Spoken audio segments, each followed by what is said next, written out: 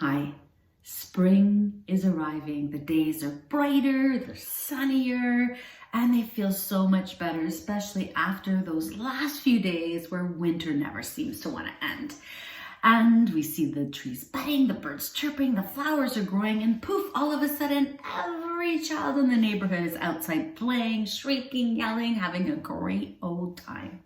So of course, you might find that your kids are less interested and, dare I say, less motivated to do their homework and of course to study for those end of year exams. So I'm here today to offer you up some tips on how to end the school year on a positive note.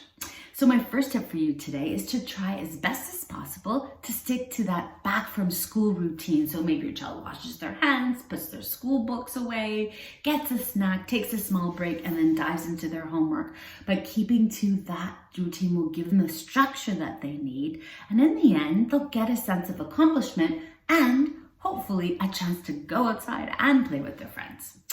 My second tip for you today is to make sure that you have a calendar up. There are lots of, at the end of the year, teachers give projects, final assignments, and of course there are exams perhaps and ministry exams. So make sure you put in all those important dates, due dates for assignments, and make sure to insert some study periods. You know, it takes a good 2 weeks to be prepared for ministry and end of year exams. My third tip for you is to add some pizzazz. So maybe this is just getting your kids some new pens, a sparkly pencil, some fun summer themed erasers, or even add in some games to jazz up their homework routine. On Alloprof, we have many educational games where students can review and practice the skills that they learn in class, but we also have many downloadable games that you can print out and play together as a family. My fourth tip for you today is really to sometimes switch it up a little bit. So you can go outside perhaps to do homework on some days. If you have a balcony or a deck or a backyard, or even go to the neighborhood park, but make sure to set up some ground rules because being outside can be distracting. Kids want to play with you. There are birds and squirrels and dogs to look at. So make sure those ground rules are set up so that homework does get done.